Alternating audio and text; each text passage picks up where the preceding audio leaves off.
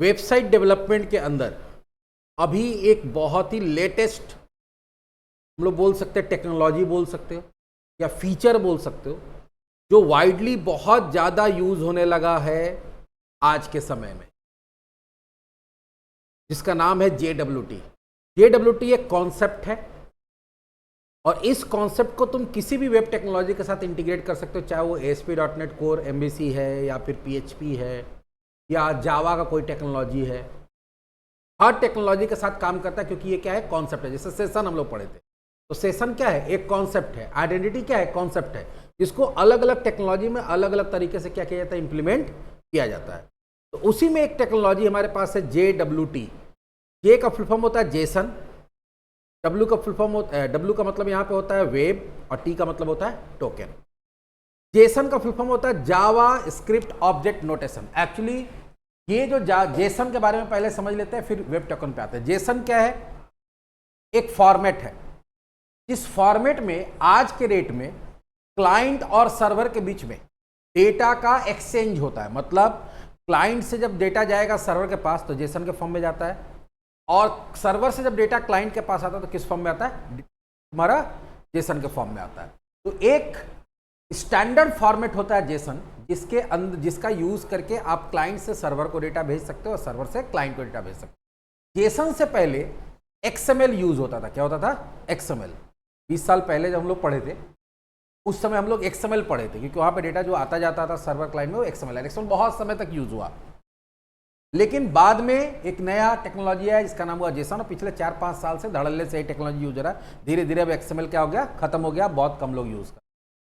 तो जेसन हो गया। और वेब टोकन का मतलब होता है कि जेसन के फॉर्मेट में एक टोकन, टोकन का मतलब एक एग्जांपल देते हैं। कभी तुम चले जाओ मॉल में, और अगर आपके पास कोई बैग है, लगेज है, तो आप मॉल में जब जाते हो तो बाहर गार्ड आपको रोक देता है और वहां पे क्या कहता है कि भैया आप अपना बैग बाहर रख दीजिए।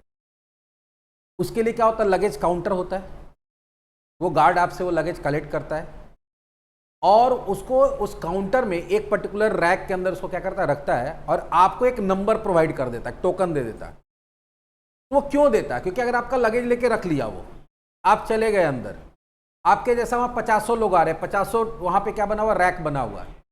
अब आप अपना बैग रख के चले गए, अंदर गए, आपको थोड़ा टाइम लग गया, आधा घंटा 1 घंटा, तो गार्ड को थोड़ी याद रहेगा इतना कि किसका कौन सा बैग है। अब कोई आया दूसरा आदमी और बोला भैया मेरा वो वाला बैग है, दे दीजिए, तो और तुम्हारा बैग लेके क्या किया, वो चला गया। क्यों, क्योंकि वहां पे किसी तरह का आइडेंटिटी नहीं था, इसीलिए वहां पे क्या कहता है, टोकन सिस्टम लगाया जाएगा। क्या लगाया गया, अगर टोकन सिस्टम नहीं है तो ये प्रॉब्लम हो सकता है। अब होता है कि हर रैक का अपना एक नंबर होता है और उसी नाम से क्या होता है, टोकन होता है। आप जैसे ही अपना बैग वहां पे सबमिट करते तो आपको टोकन मिल जाता है। आप मॉल में चले गए, अब कोई भी अगर आएगा गार्ड के पास, अब बोलेगा भैया मेरा लगेज दीजिए, तो बोलेगा टोकन दीजिए, वो टोकन लेगा। टोकन में क्या लिखा हुआ है, टोकन में लिखा हुआ है उसका नंबर, वो देखेगा कि हाँ ये नंबर का टोकन है, उस पर जो बैग है उसको निकाल के दिया, वापस टोकन वहां पे रख दिया। तुम आओगे, तुमको बोलेगा सर, गार्ड से बोलोगे भैया मेरा बैग दे दीजिए, वो क्या करेगा, तुमसे तुम्हारा टोकन लेगा, नंबर देखेगा और वो तुम्हारा बैग तुमको हैंड ओवर कर देगा। तो टोकन दे देने से बेनिफिट क्या हो जाता है कि वो आपको आइडेंटिफाई कर पाता है। तो जब हम लोग वेब टेक्नोलॉजी में काम करते हैं तो वहां पे क्या होता है, बहुत समय सेशन मेंटेन करना होता है। क्या होता है, सेशन। अभी सेशन के बारे में हम लोग डिटेल्स में पढ़ेंगे आगे। तो एक्चुअली सेशन जब मेंटेन करते हैं तो जो भी क्लाइंट सर्वर से रिक्वेस्ट किया, और अगर वो अपना सेशन मेंटेन कराना चाहता, अपना स्टेट मेंटेन कराना चाहता सर्वर पे, ताकि वो डेटा को रख सके, सेशन स्पेसिफिक डेटा को रख सके, तो उसके लिए क्या होता है, एक आइडेंटिटी टोकन वहां पे नंबर के फॉर्म में मिल रहा है, यहाँ पे जेसन के फॉर्म में आपको टोकन मिल जाएगा, और आपको सर्वर जो है उसी टोकन से आइडेंटिफाई करेगा। जितना बार रिक्वेस्ट करेंगे उतना बार अपना टोकन लेके जाना होगा और उससे आपको क्या करेगा, आइडेंटिफाई करेगा। तो एक्चुअली जेसन का यूज होता है ऑथेंटिकेशन एंड ऑथराइजेशन में। ये डिटेल में देखेंगे ऑथेंटिकेशन क्या होता है, ऑथराइजेशन क्या होता है, पहले ही पढ़े हुए हम लोग। लेकिन अभी हम लोग आते हैं एकदम बेसिक से शुरू करते हुए। JWT हम लोग पढ़ ही नहीं रहे, अभी हम लोग JWT नहीं पढ़ेंगे। पहले पढ़ेंगे कि वेब टेक्नोलॉजी में क्या क्या, किस तरह से सेशन मेंटेन होता है, कौन कौन सा तरीका है और क्यों सेशन मेंटेन करना पड़ता है। तो सबसे पहले समझते हैं कि वेब टेक्नोलॉजी में कभी भी या कभी भी जब रिक्वेस्ट रिस्पॉन्स होता है तो हमारा कौन सा प्रोटोकॉल यूज होता है, HTTP प्रोटोकॉल यूज होता है। क्या होता है, क्लाइंट जब भी ब्राउजर के थ्रू सर्वर को रिक्वेस्ट भेजता है तो उसमें जो प्रोटोकॉल यूज होता है वो कौन सा प्रोटोकॉल यूज होता है, HTTP। और HTTP प्रोटोकॉल एक ऐसा प्रोटोकॉल होता है जो स्टेटलेस होता है। क्या होता है? स्टेटलेस का मतलब क्या होता है, इसको ध्यान समझो। एक क्लाइंट है, मतलब ब्राउजर है, तुम कोई लिंक पे क्लिक किए, कोई मेन्यू पे क्लिक किए, कोई इमेज पे क्लिक किए, उसके साथ कोई पेज लिंक है जो सर्वर पे है, या कोई रिसोर्स है जो सर्वर पे लिंक है, वो रिक्वेस्ट भेजेगा, सर्वर को रिक्वेस्ट मिला, वो जो भी URL आया है, जिसके लिए रिक्वेस्ट आया है, उसको आइडेंटिफाई करेगा, सर्वर पे खोजेगा, अगर है तो उसको क्या करेगा, भेज देगा, और यहीं पे क्या करेगा, कनेक्शन को कट कर देगा। जब जब रिक्वेस्ट होता है तब कनेक्शन स्टैब्लिश होता है, आपका रिक्वेस्ट प्रोसेस हुआ, वहां से रिस्पॉन्स आया, कनेक्शन क्या हो गया, कट हो गया।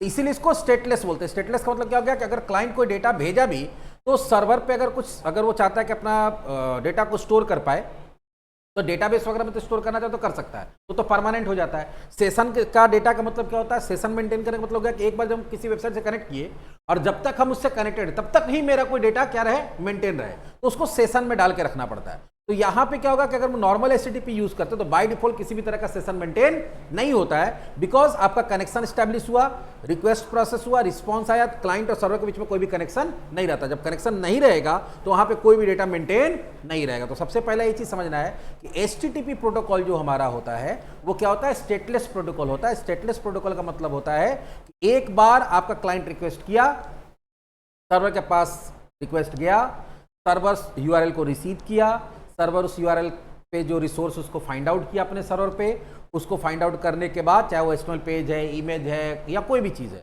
फॉर्म है, और उसको क्या किया, वो भेज दिया क्लाइंट के पास, और कनेक्शन क्या किया, क्लोज कर लिया। क्लाइंट का कोई भी इंफॉर्मेशन सर्वर के पास बाय डिफॉल्ट नहीं रहता है। लेकिन बहुत समय ऐसा जरूरत पड़ता है जहां पे आपको क्लाइंट को अपना कुछ डेटा मेंटेन करना पड़ता है, कहां पे, सर्वर के ऊपर, जब तक कि वो उस वेबसाइट से कनेक्टेड है तब तक। तो उसको हम लोग बोलते हैं सेशन मेंटेन करना। क्या करना? तो आपको फिर वहां पे सेशन को मेंटेन करने के लिए कुछ एक्स्ट्रा कोड्स वगैरह लिखना पड़ेगा, वो भी सर्वर साइड स्क्रिप्टिंग के थ्रू। तो session in a website refer to the temporary interaction between the user and the website. देखो ये टेम्पोररी होता है, जब तक कनेक्ट, मान लो कभी हम कोई वेबसाइट खोले, फिर वहां पे हम लोग लॉग इन किए, जैसे ही आप लॉग इन करते हैं तो आपका एक सेशन क्रिएट हो जाता है। क्या होता है? सेशन क्रिएट होने के लिए जरूरी है कि आप और अपने आप को ऑथेंटिकेट कर रहे हैं। क्या कर रहे हैं? बिना ऑथेंटिकेट किए आप सेशन मेंटेन नहीं कर सकते। और ऑथेंटिकेट करने के लिए आपके पास क्रेडेंशियल होना चाहिए। क्रेडेंशियल मतलब यूजर आईडी और पासवर्ड होना चाहिए, और आपको उसके साथ लॉगिन करना होगा। जैसे ही लॉगिन करेंगे तो आपका एक सेशन बन जाएगा। ठीक है, सेशन जो बनता है वो कहां बनता है? सर्वर पे बनता है। और सेशन क्या होता है? एक तरह का ऑब्जेक्ट होता है। क्या होता है? ऑब्जेक्ट। और वो ऑब्जेक्ट कभी भी बनेगा तो कहां बनेगा? सर्वर के मेमोरी में बनेगा, मतलब उसका जो रैम है उसके अंदर बनेगा। तो जितना भी यूजर अपने आप को ऑथेंटिकेट करता है, हर यूजर के लिए एक सेशन ऑब्जेक्ट कहां बन जाता है? सेशन ऑब्जेक्ट बन जाता है सर्वर पे। और उस सेशन ऑब्जेक्ट के अंदर क्या रहता है? सेशन आईडी रहता है प्लस आपका डेटा रहता है। तो जैसे ही वो सेशन ऑब्जेक्ट बनेगा, एक यूनिक आईडी जनरेट होता है जो उस ऑब्जेक्ट के अंदर स्टोर हो जाएगा, और वही आईडी रिटर्न हो जाता है किसके पास? यूजर के पास। यूजर क्या करता है? वो आता है कैसे? कुकीज के फॉर्म में। किस फॉर्म में आता है? तो आप रिक्वेस्ट के लॉगिन किया, अगर आपका लॉगिन सक्सेसफुल हुआ तो वहां एक सेशन ऑब्जेक्ट बनेगा। सेशन ऑब्जेक्ट जैसे ही बन गया तो उसके अंदर एक सेशन आईडी स्टोर हो जाएगा, और वही सेशन आईडी को कुकी के फॉर्म में कहां भेज देगा? आपके क्लाइंट के कंप्यूटर में, जो कि एक स्मॉल टेक्स्ट फाइल होता है, और आपके क्लाइंट के कंप्यूटर में आके स्टोर हो जाएगा। अब वो जब तक सेशन है, मतलब सेशन है का मतलब क्या हो गया कि या तो आप वेबसाइट ब्राउजर को बंद नहीं कर देते या लॉग आउट नहीं कर देते, तब तक वो सेशन ऑब्जेक्ट कहां बना हुआ रहेगा? यहाँ पे। और जब जब क्लाइंट दोबारा कोई लिंक पे क्लिक करेगा, जितना बार लिंक पे क्लिक करेगा, ब्राउजर क्या करेगा? कुकी के अंदर जो सेशन आईडी है वो सेशन आईडी निकाल के कहां भेजेगा? सर्वर के पास। क्योंकि हो सकता है ना कि यहाँ पे तो हजारों यूजर कनेक्टेड होगा, हजारों लाखों यूजर वहां पे लॉग इन किया हुआ है, तो सबका सेशन ऑब्जेक्ट अलग अलग होगा। तो यहां से जब भी दोबारा रिक्वेस्ट भेजेगा तो यहां से सेशन आईडी चला जाएगा। जब सेशन आईडी इसके पास आएगा तो देखिएगा कि ये सेशन आईडी वाला ऑब्जेक्ट कौन सा है, जो तुम्हारा ऑब्जेक्ट होगा उसी को वो क्या करेगा? रेफर करेगा। अगर वहां पे कोई हम लोग कोड ऐसा लिख के रखे हैं कि सेशन में जो डेटा है उसका कुछ यूज करना है, तो उसी सेशन ऑब्जेक्ट से डेटा निकाल के आपको देगा। तो जितना बार रिक्वेस्ट रिस्पॉन्स होगा, यहां से जब रिक्वेस्ट जाएगा तो सेशन आईडी जाएगा, और वहां से जब रिस्पॉन्स आएगा तो वहां से भी सेशन आईडी आएगा। लोकल कंप्यूटर में कुकीज के फॉर्म में स्टोर रहेगा, और तब तक आपके कंप्यूटर में स्टोर रहेगा, और तब तक वहां पे सर्वर पे ऑब्जेक्ट बना हुआ रहेगा जब तक कि हमारा वेबसाइट चल रहा है, आप लॉग आउट नहीं किए या ब्राउजर को बंद नहीं किए। ये हमारा सेशन मेंटेन का, सेशन में इस तरह से काम करते हैं हम लोग, सेशन मेंटेन करते हैं। और सेशन मेंटेन क्यों करते हैं कि अगर मान लो कि आप लॉगिन करने के बाद कोई डेटा को टेम्पररली स्टोर करना चाहते हैं कहाँ पे, सर्वर पे, ताकि आप जितना बार भी रिक्वेस्ट करें सर्वर को डेटा वहाँ पे मिले, तो हम लोग उसको क्या करते हैं, सेशन के अंदर डाल के रख देते हैं। जो हम लोग सेशन का पूरा टॉपिक पहले भी कवर किए हैं, अगर पहले जो लोग कवर नहीं किया है तो उसको पहले जाके क्या करना पड़ेगा, सेशन का वहाँ पे देखना पड़ेगा जाके, ठीक है, सेशन वाला वीडियो पूरा जाके देखना पड़ेगा। ये सेशन समझ में आया। अब आते हैं आगे, ये सेशन एक्चुअली काम कैसे करता है। तो जैसे ही आप यहां से रिक्वेस्ट करते हैं, ये आपका ब्राउजर हो गया, ये आपका क्या हो गया, सर्वर हो गया, आपको यूआरएल हिट किए या लॉगिन किए, तो रिक्वेस्ट फॉर ऑथेंटिकेशन, आप यूजर आईडी पासवर्ड डालें, ऑथेंटिकेशन के लिए रिक्वेस्ट किए। जैसे ही ऑथेंटिकेशन रिक्वेस्ट करेंगे तो या तो आपका यूजर आईडी पासवर्ड सही होगा या गलत होगा। गलत होगा तो आपको तो रिस्पॉन्स कर देगा भाई कि गलत है, और अगर होगा तो वहीं पर क्या करेगा, आपका सेशन का ऑब्जेक्ट बना लेगा। अगर कोई डेटा वगैरह स्टोर करना हो, डेटा को स्टोर कर लिया और एक सेशन आईडी जनरेट कर दिया। यही सेशन आईडी वो क्या करेगा, response with cookie having session ID, एक कुकी यहां से भेज देगा, इसमें सेशन आईडी चला जाएगा। अब इन फ्यूचर जब तक आप लॉग आउट नहीं करते हैं, जितना बार आप उस पेज का और भी कोई भी लिंक को हम लोग क्लिक कर रहे हैं, उतना बार यहां से क्या जाएगा, उतना बार यहां से सेशन आईडी कुकी में से निकाल के भेजेगा। जब सेशन आईडी जाएगा, चेक करेगा उसका सेशन ऑब्जेक्ट है, हाँ है, तो अगर उसमें ये डेटा का यूज हो रहा है तो डेटा निकाल के आपका वेबसाइट यूज कर लेगा, ठीक है। तो इस तरह से तुम्हारा सेशन पूरा का पूरा काम करता है। जैसे एक रियल लाइफ एग्जांपल भी दिया हुआ कि सपोज करो कि तुम्हारे पास कोई एक गैजेट है, या मान लो तुम छोड़ दो गैजेट, छोड़ दो, तुम्हारे पास कोई इंटरनेट का कनेक्शन है, जियो का, एयरटेल का हो सकता है, वाईफाई लगा के रखे हो तुम, जियो फाइबर, एयरटेल फाइबर। अचानक क्या हुआ, देख रहे हो कि तुम्हारा वाईफाई काम करना बंद कर दिया। तो हम लोग जनरली क्या करते हैं, कस्टमर केयर को फोन लगाते हैं। तो कस्टमर केयर को फोन लगाए तुम, जैसे ही कस्टमर केयर को फोन लगाओगे तुमसे प्रॉब्लम पूछेगा, वो एक क्या करता है, कंप्लेंट रजिस्टर करता है। क्या करता है, तुमसे पूछेगा क्या हुआ, नहीं हुआ, कब से डाउन है, कितना देर से नहीं चल रहा है। वो सारा कुछ अपने कंप्यूटर में क्या करता है, वो उसको कंप्लेंट को रजिस्टर करता है। और रजिस्टर करने के बाद तुमको एक कंप्लेंट आईडी देता है, यहां कंप्लेंट रजिस्टर हुआ, और तुमको क्या दे दिया, एक, तो यहां पे वही काम हो रहा है कि तुम जैसी कंप्लेंट रजिस्टर कर रहे हो तो वहां एक सेशन ऑब्जेक्ट बन गया, मतलब जहां पे सारा इंफॉर्मेशन है तुम्हारा, और तुमको और उस इंफॉर्मेशन को एक आइडेंटिफाई करने के लिए कंप्लेंट आईडी जनरेट हो गया।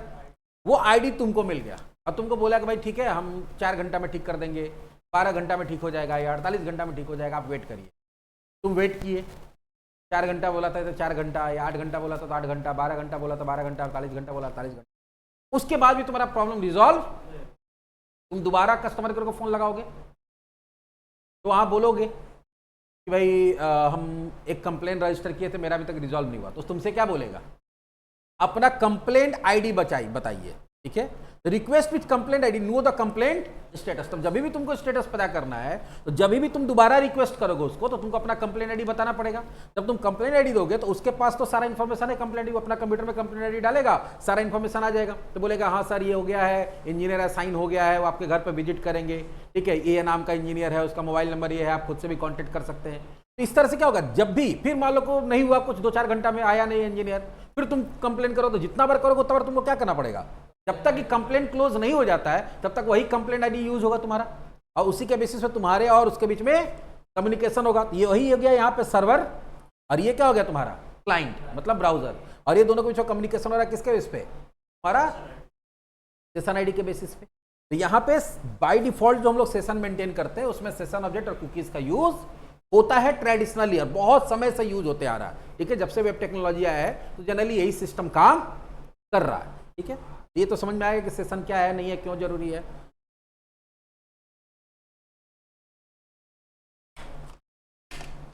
अब आगे बढ़ते हैं, लेकिन सेशन ऑब्जेक्ट यूज करने का कुछ प्रॉब्लम भी है। जनरली क्या था कि पहले जो वेबसाइट्स बन रहा था शुरुआती दौर में, वो बहुत बड़े स्केल पे वेबसाइट्स नहीं बनता था। कोई वेबसाइट होता था उस पर 2000-5000 एक साथ एट अ टाइम कस्टमर्स या जो भी यूजर्स है वो कनेक्टेड रहता था। लेकिन आज के डेट में ऐसा वेबसाइट्स बनने लगा है, ऐसा वेब एप्लीकेशंस बनने लगा है जिसमें लाखों करोड़ों लोग एक साथ जुड़ा रहता है। जैसे एग्जांपल ले लो, फेसबुक, इंस्टाग्राम, एक्स, यूट्यूब, या और भी बैंक्स का वेबसाइट्स ले लो, ठीक है, ऐप से जो काम हो रहा है किसी भी चीज से, तो वहां पे क्या हो रहा है कि हजारों लाखों लोग एक साथ कनेक्टेड रह रहा है। तो जब हजारों लाखों लोग एक साथ कनेक्टेड होता है तो एक सर्वर का बस का बात नहीं है, तो इतने सारे यूजर को क्या करे, वो हैंडल कर सके। तो इसलिए क्या होता है कि आज के डेट में कंपनीज जो है वो लोड के हिसाब से 2, 4, 10, 50, 100 सर्वर होता है, और वहां पे क्या होता है, सब पे काम एक ही होता है, लेकिन जब रिक्वेस्ट जाता है तो बीच में एक मिडिलवेयर होता है जो ये देखता है कि भाई मेरा कौन सा सर्वर, सब पे काम एक ही हो रहा है, लेकिन कौन सा सर्वर मेरा खाली है, कौन सा पे लोड ज्यादा है, तो उसके हिसाब से वो लोड बैलेंसिंग होता है। और कभी एक बार तुम अभी वेबसाइट खोले, एक लिंक पे क्लिक किया तो हो सकता है रिक्वेस्ट इसके पास चला जाए, अगले बार क्लिक किया तो रिक्वेस्ट इसके पास चला जाए। अब देखो प्रॉब्लम क्या है, मतलब पहला बार रिक्वेस्ट किए, रिक्वेस्ट कहां चला गया, फर्स्ट सर्वर के पास, तुम मान लो ऑथेंटिकेट किए, तुम्हारा सेशन ऑब्जेक्ट कहां बन जाएगा, सर्वर 1 पे। दोबारा जब हम लोग रिक्वेस्ट कर रहे हैं, ठीक है, तो सेशन ऑब्जेक्ट यहां बन गया, यहां से हमको क्या मिल गया, रिस्पॉन्स मिल गया सेशन आईडी के साथ में। दोबारा जब रिक्वेस्ट कर रहे हैं तो इस बार ये सर्वर मेरा बहुत बिजी था, तो वो कहां भेज दिया, सर्वर 3 के पास। अब सेशन के साथ सबसे बड़ा प्रॉब्लम क्या है, जो ट्रेडिशनल सेशन सिस्टम यूज करते हैं, कि वो सेशन ऑब्जेक्ट कहां बनता है, रैम में। कहां बनता है, रैम में बनेगा, तो सर्वर के अंदर बनेगा। एक सर्वर के अंदर जो रैम, एक सर्वर के रैम में जो ऑब्जेक्ट बना हुआ है उसको दूसरा सर्वर यूज नहीं कर सकता है। तो यहां एक बहुत बड़ा प्रॉब्लम आता है जब आप मल्टी सर्वर मॉडल या डिस्ट्रीब्यूटेड सर्वर मॉडल यूज कर रहे हैं अपने वेबसाइट के लिए, तो वहां पे सेशन ऑब्जेक्ट में समस्या आ सकता है कि यहां पे अगर रिक्वेस्ट गया तो वहां मिल जाएगा, लेकिन अगर दूसरे के पास चला गया तो वहां पे तुमको फिर वो सेशन ऑब्जेक्ट मिलेगा नहीं, और तुम्हारा फिर वेबसाइट जो काम करना चाहता है, वो एप्लीकेशन जो काम करना चाहता है, वो काम नहीं हो पाएगा। तो यहाँ पे पहला प्रॉब्लम जो है, तो यहाँ पे तो सेशन ऑब्जेक्ट है नहीं हमारा, ठीक है, तो ये हमारा रिक्वेस्ट पूरा नहीं हो पाएगा। रिक्वेस्ट पूरा नहीं होगा तो प्रॉब्लम क्या है, session object can be used on the server which issues them.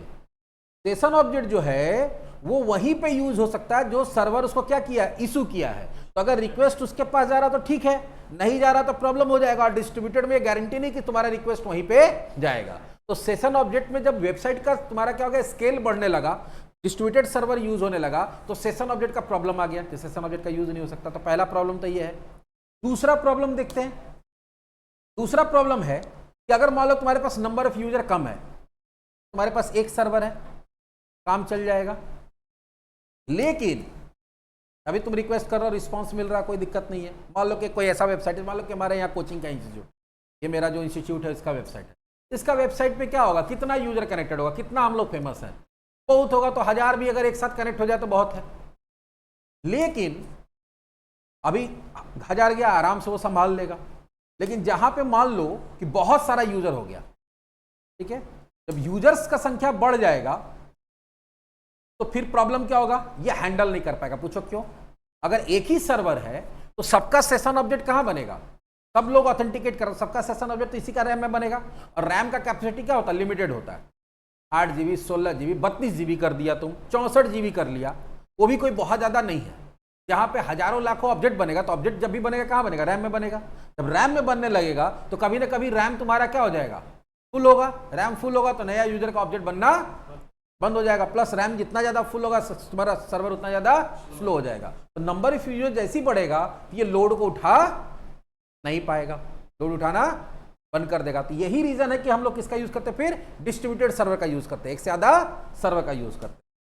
तो support limited number of request from user. अगर हम लोग ये सेशन यूज कर रहे हैं तो लिमिटेड नंबर ऑफ यूजर को तो सपोर्ट करेगा। If number of user are huge then session is not good choice to maintain user state. अगर नंबर ऑफ यूजर तुमको लगता है कि लाखों करोड़ों में होगा तो वहां पे फिर सेशन ऑब्जेक्ट यूज करना सही नहीं है। जैसे यहाँ पे भी अगर मल्टी, इसीलिए क्या होता है कि अगर एक सर्वर से काम नहीं चल रहा तो मल्टी सर्वर यूज होता है। मल्टी सर्वर में क्या होता है, लोड बैलेंसर होता है, लोड मैनेजर होता है। ये क्या करता है, जब भी रिक्वेस्ट आता है देखता है कौन सा खाली है, अगर सर्वर 1 खाली है तो सर्वर 1 को भेज दिया, अगर सर्वर 1 खाली नहीं है तो किसको भेज दिया, सर्वर 2 को भेज दिया, वो खाली नहीं तो किसको भेज दिया, सर्वर 3 को भेज दिया। तो इस तरह से काम होता है। अब अगर इस तरह से काम होगा तो अभी पीछे देखे थोड़ा देर पहले कि अगर मल्टी सर्वर मॉडल है तो सेशन ऑब्जेक्ट एक जगह बन गया तो दूसरी जगह यूज होगा नहीं, तो फिर तो ये भी प्रॉब्लम आ जा रहा है तुम्हारा। तो ये दो मेजर प्रॉब्लम है कि जहां पे मल्टी सर्वर मॉडल यूज होता है वहां पे भी प्रॉब्लम है, और जहां पे सिंगल सर्वर हो रहा है तो वहां बहुत ज्यादा लोड वो ले नहीं पाएगा। क्योंकि जो भी ऑब्जेक्ट बनेगा तो ऑब्जेक्ट क्या होता है, ऑब्जेक्ट तो हमेशा रैम के अंदर बनता है। रैम के अंदर बनेगा तो अगर नंबर ऑफ यूजर बहुत ज्यादा होगा तो रैम का कैपेसिटी से बाहर चला जाएगा, बाहर चला जाएगा तो सर्वर काम करना बंद कर देगा। हाँ, सारा कनेक्टेड रहता है, वो सारा कुछ। हाँ ठीक है, ऑलरेडी बना हुआ है। हाँ अरे अगर बना भी देगा ना, समझो तुम्हारा कहना कि अगर यहाँ बना हो तो यहाँ नहीं बनेगा, नहीं यहाँ बन सकता है, तो फिर तो दोनों जगह अलग अलग डेटा मेंटेन हो जाएगा ना। अब फिर पता चला कि दोनों जगह ना के तीसरा जगह चला गया, तो हर जगह थोड़ी बनाते चलेगा वो। नहीं ऐसे नहीं हो, ऐसे नहीं होगा ना, क्योंकि ये तो बीजी है ना, ये तो बीजी था तब ना यहाँ आया, तो यहाँ से फिर यहाँ जाएगा कैसे, ये तो प्रॉब्लम है ना। और दूसरा चीज है कि एक मशीन जो है दूसरे मशीन के मेमोरी को यूज नहीं कर सकता, नेटवर्क का हार्ड डिस्क को यूज कर सकता है लेकिन मेमोरी को यूज नहीं कर सकता। यहाँ से ये नहीं हो सकता कि ये जाके इससे निकाल के लेके चला है, इसीलिए तो JWT का कॉन्सेप्ट आया। इसका सॉल्यूशन क्या है? इसका सॉल्यूशन ये होगा कि ठीक है, जो डेटा हम लोग यहाँ पे रख रहे हैं, डेटा यहाँ ना रख के सीधे क्लाइंट के पास रख दे। डेटा कहाँ रख दे? क्लाइंट के पास, कि ठीक है भैया आप आइए, आप हमारे पास कंप्लेन रजिस्टर कराइए, और हम कंप्लेन लिखेंगे लेकिन हम अपने पास से नहीं रखेंगे, आपको लौटा देंगे, आप कागज लेकर चल जाइए, और जब जरूरत होगा तो फिर कागज लेकर आइए, हम पढ़ेंगे आपका क्या प्रॉब्लम है। एक तरीका ये हो सकता है, जैसे यहाँ पे एक आदमी गया कंप्लेन, ये कस्टमर केयर ऑफिस है, ये भाई साहब गया वहाँ पे कंप्लेन रजिस्टर कराया, वो कंप्लेन लिख के वापस किसको दे दिया? किसको दे दिया? ये लेके चला आया। अब ये लेके चला आया, फिर बोलेंगे भैया जब भी आपको आना होगा, ठीक है, तो मेरे पास आइएगा, यही कंप्लेन वाला कागज लेके हम देख लेंगे आपका काम हुआ कि नहीं हुआ, हम बोल देते काम कर देगा। दोबारा ये गया, ये कंप्लेन लेके गया, कंप्लेन लेके गया, तो हो सकता है ना कि जो वो लिख के दिया है, अब तो मेरे पास डेटा है, तो मेरे पास अगर कोई डेटा है तो हम उसमें कुछ भी चेंजेस कर सकते हैं कि नहीं कर सकते हैं? तो क्लाइंट के साइड में डेटा तो आप रख सकते हैं, लेकिन प्रॉब्लम क्या है कि क्लाइंट उसको अपने हिसाब से क्या कर सकता है? मॉडिफाई भी कर सकता है, चेंज कर सकता है, और चेंज करके लाके क्या करेगा? दे देगा। जैसे मान लो कि बैंक है, ठीक है, पहले आज हमारे पास कंप्यूटराइज बैंकिंग हो गया है, लेकिन एक समय था कि कंप्यूटराइज बैंकिंग नहीं था, तो वहां पे क्या होता था कि आपका पासबुक बनता था हैंड रिटन, और आप जो भी पैसा जमा करते थे या निकालते थे उसको पासबुक में लिख दिया जाता था, और आपको पासबुक दे दिया तो पासबुक में आपका बैलेंस है। तो ऐसा हो सकता है ना कि पासबुक जब आपको दिया गया, आप पासबुक लेके आ गए घर में, अब बाद में उसमें अपने चढ़ा ले कि 5,000 रुपये और जमा हो गया, 10,000 और जमा हो गया, अपने से चढ़ा के ले जा गया, बैलेंस अपडेट करके भैया मेरा इतना पैसा दे दीजिए, तो बैंक को देना पड़ेगा कि नहीं देना पड़ेगा? तो बैंक क्या करता था? बैंक करता था कि जब पासबुक पे चढ़ाता था तो साथ ही साथ वहां साइन करके छोटा सा तो मोहर मार देता था, ये जो चढ़ाया हुआ बैंक का चढ़ाया हुआ है, आप करिएगा तो फिर साइन मोहर कहां से लाइएगा? ये प्रॉब्लम हो जाएगा। तो यहां पर भी अगर ऐसे ही पेपर दे देता है तो ठीक है, वो सेशन में डेटा राइट किया, कुकी में जैसे सेशन आईडी भेज रहा है तो कुकी में क्या भेज सकता है? पूरा डेटा भी तो डाल के भेज सकता है, तो डाल के भेज देगा। लेकिन प्रॉब्लम क्या होगी, जब यहां से जाएगा तो हो सकता है कि तुम्हारा क्लाइंट कुकी को मॉडिफाई कर लिया, तो वहां पे जो डेटा दिया उसके जगह पे कुछ एडिशनल डेटा वहां मिलने लगेगा, तो यहाँ पे सिक्योरिटी का इशू है। तो इसी चीज को सॉल्व करने के लिए कॉन्सेप्ट लाया गया JWT का। किसका लाया गया? कि आपको वही काम होगा। यहाँ पे JWT में क्या होता है, अब समझो JWT करता क्या है। JWT एक ऐसा सिस्टम है जहां पे सर्वर के पास कोई भी आपका सेशन का डेटा मेंटेन नहीं होता है, आप अपने आप को ऑथेंटिकेट कराएंगे। वो क्या करेगा, एक तुम्हारा जो भी डेटा रखना है उसको उसका एक JWT बनाएगा। क्या बनाएगा? जेसन वेब टोकन बनाएगा, और उसमें 3 पार्ट होता है, बताएंगे तीनों पार्ट क्या क्या होता है। वो सारा डेटा उसके अंदर राइट करेगा, राइट करने के बाद उसको एक की से लॉक कर देगा। क्या कर देगा? की से लॉक कर देगा, और वो जो की से लॉक करेगा वही टोकन होता है। क्या होता है? टोकन। कैसे हम बोले कि तुमको एक नंबर मिल जाता है, तो वो टोकन हो गया जिससे तुमको पहचानेगा, वो लॉक कर दिया, उसका चाबी उसके पास रहेगा, लॉक करके तुम्हारे कंप्यूटर में भेज दिया। अब तुम्हारे पास जब आ गया तो लॉक है, साइन किया हुआ है, उसमें साइन किया हुआ है। अब वो साइन जब किया हुआ है, मुहर मारा हुआ है, तो उसमें तुम कोई चेंजेस नहीं कर सकते हो। अब जब तुम दोबारा रिक्वेस्ट करोगे तो तुम पूरा वो JWT लेके जाओगे, वो लेगा, उसके पास देखेगा मेरा ही की से लॉक किया हुआ है कि नहीं किया हुआ है, हाँ मेरा की से लॉक किया, उसको अनलॉक करेगा, डेटा निकालेगा, काम कर लिया। अब फिर तुमको क्या करेगा? वापस भेज देगा। तो अभी देखो यहाँ क्या हो रहा है कि जब वो दोबारा गया तो वो जो लिखा उसके बाद यहाँ देखो साइन कर दिया, यहाँ क्या किया? साइन कर दिया, साइन करके उसको दे दिया, इसके पास आ गया। अब ये दोबारा अगर मान लो कि उसके पास जाता है कि मेरा काम हुआ कि नहीं हुआ, तो बोला कागज दिखाइए, ये कागज दिखाएगा, ये कागज दिखाएगा, तो उसमें क्या रहेगा? साइन किया रहेगा। तो जितना चीज लिखा है इसका मतलब इसको पता चल जाए कि मेरा ही लिखा हुआ, मेरा यहाँ पे साइन किया हुआ, इसके बाद कुछ भी ऐड किया हुआ है जिसका मतलब मेरा नहीं है, तो ऊपर वाला को पढ़ लेगा, नीचे वाला बोलेगा तुम ऐड करके लाया है, तो मेरा है नहीं। ये इस तरह से काम चलता है।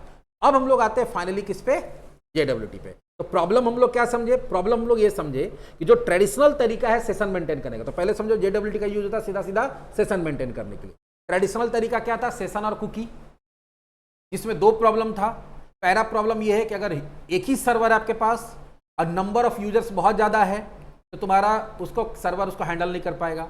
अगर आप मल्टी सर्वर मॉडल यूज कर रहे हैं और वहां पर अगर एक सर्वर कोई सेशन ऑब्जेक्ट यूज किया जनरेट कर रहा है और रिक्वेस्ट किसी दूसरे सेशन सर्वर के पास चला जा रहा है, तो वहां पर सेशन ऑब्जेक्ट मिलेगा नहीं, तो फिर सेशन का काम हो नहीं पाएगा।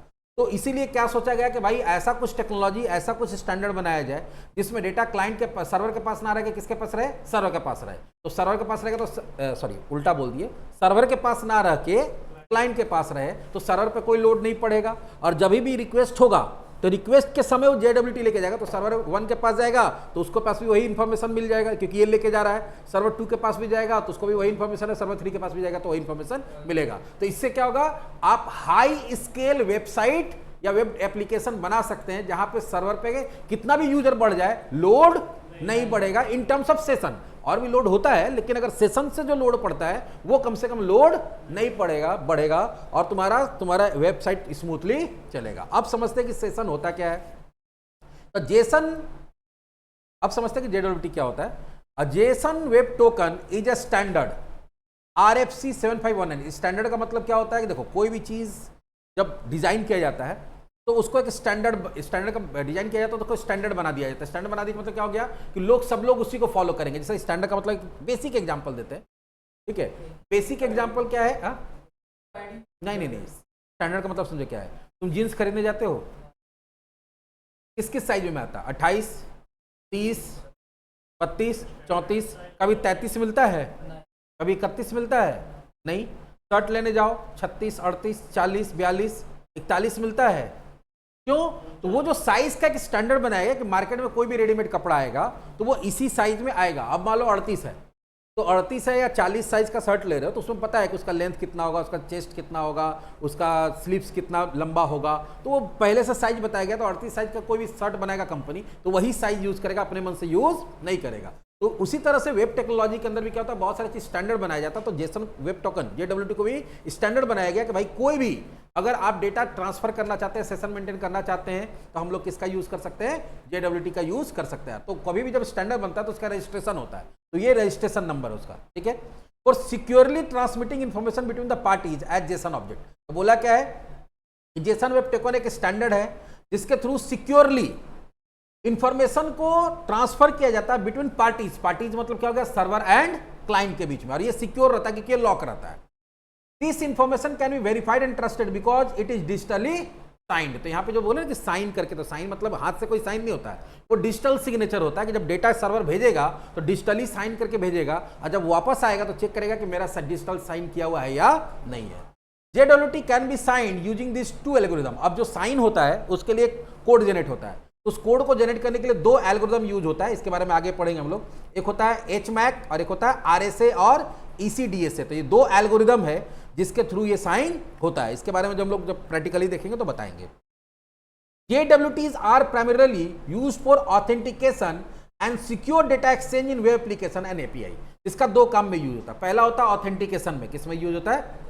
याद होगा हम गूगल ऑथेंटिकेशन बताए थे तुम लोग को, याद है? हम तुम लोग को फेसबुक ऑथेंटिकेशन बताए थे पिछले वीडियोस में।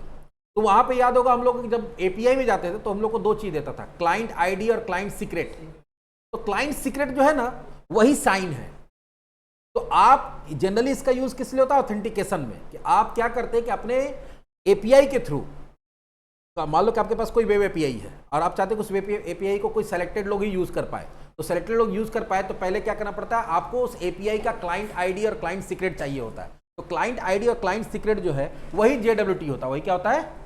JWT के फॉर्मेट में जाएगा, आपके पास चला गया, और आप जब भी वहां से रिक्वेस्ट करेंगे तो अपना क्लाइंट ID और सीक्रेट को डाल के भेजेंगे और वो चेक करेगा। तो ज्यादातर इसका यूज किस में होता है? ऑथेंटिकेशन में और सेशन मेंटेन करने में, जहां पे डेटा आता जाता है JWT के थ्रू। इसमें काम कैसे करता है JWT? तो ध्यान से देखो। User login, the client browser send login credential to the server. जैसे ही आप लॉगिन करते हैं, ठीक है, क्या डाल के? ID पासवर्ड डाल के सर्वर जनरेट JWT, उसके पास जाएगा, चेक करेगा ID पासवर्ड सही है कि नहीं, अगर है तो JWT जनरेट करेगा। If credential are valid the server create JWT containing user data and sign it with secret key. तो जैसे ही आपका सेशन, आपका ऑथेंटिकेशन हुआ, सेशन बनेगा, तो सेशन नहीं बना के क्या बनाएगा? JWT बनाएगा, जिसमें आपका डेटा डाल दिया, तो उसमें डेटा भी रहेगा, अब प्लस उसको डिजिटली साइन कर देगा। साइन करने के बाद token send to the client. अब JWT किसको भेज देगा? क्लाइंट को भेज देगा। किसको भेजेगा? क्लाइंट को। The JWT sent back to the client and stored usually local storage और कुकी, तो वो क्लाइंट के पास क्या होगा, कुकी के फॉर्म में ही स्टोर होगा। दोबारा जब क्लाइंट कोई लिंक पे क्लिक कर रहा है तो client send token in request, तो क्लाइंट क्या करेगा, अपना टोकन किसको भेजेगा, सर्वर को भेजेगा, तो उसमें डेटा भी रहेगा और टोकन भी रहेगा। For protected route the client include JWT in authorization header, बाकी चीज सब थोड़ा टेक्निकल चीज है, जब प्रैक्टिकली करके देखेंगे तो यहां से वो जाएगा, ठीक है, किसमें, हेडर के अंदर जाके, जो JWT जब भी लोग रिक्वेस्ट करते हैं तो रिक्वेस्ट में क्या जाता है, रिक्वेस्ट हेडर जाता है, तो उसमें ये टोकन ऐड होकर चला जाएगा प्लस डेटा ऐड होकर चला जाएगा। सर्वर वेरीफाई एंड रिस्पॉन्ड, फिर सर्वर देखेगा जो टोकन आया मेरा है कि नहीं, मेरा साइन किया हुआ है कि नहीं किया हुआ, अगर साइन किया हुआ है तो फिर उसको रिसीव करेगा, उसको प्रोसेस करेगा और वापस फिर क्या करेगा, काम करके वापस फिर JWT भेज देगा। तो जितना बार रिक्वेस्ट होगा, जितना बार रिस्पॉन्स होगा, रिक्वेस्ट होगा तो JWT कहाँ होगा, क्लाइंट से सर्वर के पास जाएगा, और रिस्पॉन्स होगा तो सर्वर से फिर कहाँ आएगा, क्लाइंट के पास आएगा। तो ये साइकिल तब तक चलते रहेगा जब तक कि तुम्हारा सेशन चल रहा है, और इसमें सर्वर पे कुछ भी स्टोर नहीं होगा, जो भी स्टोर होगा JWT के फॉर्म में कहाँ स्टोर होगा, क्लाइंट के कंप्यूटर में स्टोर होगा। जैसे यहाँ देखो लिखा हुआ क्लाइंट है, वो कंप्लेन रेज किया, वो सारा कुछ लिखा कंप्लेन के बारे में, उसमें साइन किया, साइन करके किसको भेज दिया, क्लाइंट को, क्लाइंट के पास आ गया। क्लाइंट 2 दिन बाद देखा कि मेरा में काम नहीं हुआ, फिर ये रिक्वेस्ट करेगा तो यहाँ से यही कागज भेजेगा, इसमें साइन किया हुआ रहेगा, ये आके चेक करेगा कि भाई यहाँ पे जो साइन किया हुआ मेरा है कि नहीं है, तो फिर उसको लेकर वो अपना पढ़ेगा, अपना काम करेगा। ये साइकिल इसी तरह से क्या रहेगा, चलते रहेगा। तो यहाँ पे भी देखो सर्वर पहले क्या करेगा, यहाँ से रिक्वेस्ट भेजे, ऑथेंटिकेट किया हुआ एप्लीकेशन, वहां से क्या किया, JWT with Jason data, Jason data क्या होगा बता देंगे, तो वहां से JWT भेज दिया क्लाइंट के पास में। फिर दोबारा जब क्लाइंट रिक्वेस्ट करेगा तो यहां से फिर क्या होगा, JWT विथ जेसन डेटा किसके पास चला जाएगा, सर्वर के पास। तो इसी तरह से साइकिल चलते रहेगा, ठीक है। अब JWT में होता क्या है, देखो इसमें मेनली 3 चीज होता है, यहाँ आप देखो लिखा भी हुआ है, JWT का स्ट्रक्चर बताया हुआ है। इसमें जब भी वहां से वो जनरेट होता है तुम्हारे कंप्यूटर में आता है, इसमें 3 चीज होता है। पहला होता है हेडर, क्या होता है, दूसरा इसमें होता है पेलोड, क्या होता है, पेलोड, तीसरा क्या होता है, ये जो पूरा का पूरा जेसन होता है तुम्हारा JWT, ये 3 पार्ट में बटा रहता है। पहला होता है हेडर, जिसमें टोकन के बारे में जानकारी होता है, बेसिक जानकारी, ठीक है भाई, उसमें इसका टाइप क्या है, तो जो हम भेज रहे हैं एक तरह का JWT है, ये कौन सा एल्गोरिदम से बना हुआ है, वो सब इंफॉर्मेशन इसमें रहेगा। दूसरा होता है पेलोड, पेलोड मतलब होता है जो यूजर का डेटा है, क्योंकि सेशन में हम लोग क्या रखते हैं, यूजर का डेटा रखते हैं ना, तो पहले वहां सेशन ऑब्जेक्ट में स्टोर हो जाता था, वहां से सिर्फ आईडी आता था। यहाँ पे क्या है कि वो डेटा भी तुम्हारा इसी में रहेगा, लेकिन वो इनक्रिप्टेड फॉर्म में रहेगा, आप देख नहीं सकते, ठीक है। तो वो डेटा भी आ जाएगा जो जेसन के फॉर्म में होता है, देखो जेसन के फॉर्म में डेटा आ गया। और तीसरा जो होता है वो हमारा क्या होता है, वो सीक्रेट की, उसका चाबी, लॉक, जो साइन किया हुआ रहेगा वो। ये 3 पार्ट में बटा रहता है। पहला जो होता है क्या होता है, हेडर, दूसरा जो होता है क्या होता है, पेलोड, और तीसरा जो होता है क्या होता है, सिग्नेचर, जो डिजिटली साइन सिग्नेचर होता है, जो हम लोग बोल सकते हैं एक तरह से टोकन, मेन टोकन कौन हो गया, यही हो गया, ठीक है, जिसके थ्रू इसको लॉक करके वहां से भेजा गया है। और जब यहाँ क्लाइंट से जाएगा तो इसी चीज को निकाल के देखेगा कि मेरा जनरेट किया हुआ है या नहीं। तो कभी भी हमारा JWT है आपका क्लाइंट से सर्वर में आता है, सर्वर से क्लाइंट में जाता है, तो 3 पार्ट में डिवाइडेड होता है। पहला होता है हेडर, दूसरा होता है पेलोड, पेलोड में वही डेटा जो क्लाइंट स्पेसिफिक डेटा, जिससे मान लो एक एग्जांपल देते हैं कि तुम ई-कॉमर्स वेबसाइट रखे हो और तुम क्या कर रहे हो, तुम ऐड टू बैग किए जा रहे हो प्रोडक्ट्स को, तो वही तुम्हारा डेटा हो गया ना। तो जब तुम ऐड टू बैग कर रहे हो तो तुम्हारा डेटा जो है वो ऐड होते जा रहा है सर्वर पे। जब वहां से हम लोग दूसरे पेज में जाएंगे या जो भी चीज ऐड कर रहे हो वो क्या हो रहा है, तुम्हारा यही पेलोड में ऐड होकर तुम्हारे क्लाइंट पे ही स्टोर होते चला जा रहा है। सर्वर के पास इन्फॉर्मेशन देगा, 2 दिन बाद भी तुम क्या करोगे, फिर वो वेबसाइट खोलोगे तो यही वाला टोकन जाएगा उसके पास। ये टोकन जब उसके पास जाएगा तो ये पेलोड यहाँ से वहां चला जाएगा, पहले वहां पे ऐड हुआ तो वहां से यहाँ आया, और जब तुम दोबारा वेबसाइट खोलोगे तो यही टोकन, जब भी तुम खोलते हो वहां पे तुम्हारा सारा क्या दिखता है, डिटेल्स दिखता है कि तुम कौन कौन सा प्रोडक्ट ऐड करके रखे हो। सेशन स्पेसिफिक जो भी डेटा रहता है वो उसको क्या बोलते हैं, पेलोड बोलते हैं, ठीक है। सिग्नेचर जो तुम्हारा वो की है जिससे वो लॉक करके भेज रहा है, और हेडर जिसमें इसके बारे में कुछ जानकारी होता है, ये क्या है तो JWT है, फिर ये इसका कौन सा एल्गोरिदम बताया ना, 2 एल्गोरिदम से इसको हम लोग क्या कर सकते हैं, 2 एल्गोरिदम से इसको लॉक कर सकते हैं, HMAC है, RSA है, जो भी है, तो वो चीज यहाँ पे लिखा हुआ रहेगा कि भाई कौन किससे वो लॉक किया हुआ है, ठीक है। ये पूरा का पूरा JWT का कॉन्सेप्ट है। तो मेनली अब अगर कोई पूछे कि JWT का फुल फॉर्म क्या होता है, तो जावा वेब टोकन, इसका मेनली यूज क्या है, तो ऑथेंटिकेशन में यूज होता है, खास करके एपीआईज में। किस में होता है, एपीआईज में, plus user specific session data को क्लाइंट के पे ही स्टोर करने के लिए इसका यूज होता है, ताकि सर्वर पे कोई लोड ना पड़े। इसका जरूरत क्यों पड़ा, क्योंकि जैसे जैसे वेबसाइट का स्केल बढ़ते चला जा रहा है, नंबर ऑफ यूजर्स बढ़ते चला जा रहा है, तो आज के डेट में एक सर्वर का बस का बात नहीं, कितना सेशन ऑब्जेक्ट बना ले। और मल्टी सर्वर के साथ प्रॉब्लम क्या हो जाता है कि जो ऑफ सर्वर उसको इशू करता है वही फिर उसको हैंडल कर सकता है, दूसरे सर्वर के पास अगर रिक्वेस्ट चला जाता तो हैंडल नहीं होता है। इसलिए बोले कि भैया आप सर्वर के पास रहेगा ही नहीं, तुम अपने रखो। आज मान लो कि आज हम बैंक में जाते हैं कोई काम के लिए, तो हम मेरे पास जो पेपर अगर हम ही को दे दिया गया तो एक कोई काउंटर पे गया वहाँ कुछ काम किया, उनको कुछ पेपर बना के दे दिया, हम अपना घर पे लेके चले गए, दूसरे दिन गए तो बोला इस काउंटर पे दूसरे काउंटर पे होगा, तो अब हम क्या, कागज तो मेरे पास, हम किसी भी काउंटर पे जाएंगे तो कागज दिखा देंगे और वो कागज देख के बोलेगा हाँ भैया ठीक है आपका कागज सही है, हम देख लेते हैं। इससे क्या हो गया, अगर तो फिर क्या करना पड़ता है, फिर उसको बोलना पड़ता है कि आप कागज उस काउंटर से इस काउंटर में भेजिए, वो पॉसिबल है नहीं है, जो भी चीज़ है प्रॉब्लम होता है। तो यही चीज़ होता है और इसका मेनली देखोगे तो 3 पार्ट में डिवाइडेड होता है, हेडर, पेलोड और सिग्नेचर। तो कोई अगर ये पूछता है कि जो JWT में डेटा रहता है वो कहाँ रहता है, तो पेलोड में रहता है। कहाँ रहता है, पेलोड में। ये हो गया इंट्रोडक्शन टू JWT।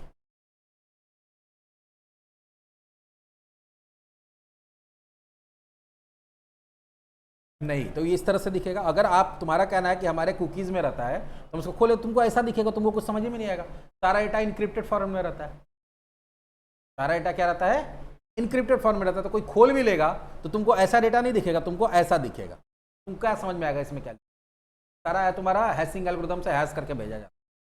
तो पासवर्ड कैसे हैश होकर स्टोर हो जाता है, वैसे हैशिंग। इसको फिर तुम्हारा वो सिस्टम ही समझ सकता है, वो उसको एल्गोरिथम को जैसा हैश किया है उसको डीहैश करेगा, वही तुम नहीं कर सकते हो। ये हो गया हमारा बेसिक्स ऑफ JWT की, JWT क्या है और क्यों यूज आज के डेट में हो रहा है। फिर से बता देते हैं कि इसका जनरल वेबसाइट में यूज नहीं होता है, ज्यादातर API, वेब API जो बनता है उसमें। तो हम लोग जो प्रैक्टिकल भी करके देखेंगे वो API में इसको कैसे यूज करेंगे वो करके देखेंगे।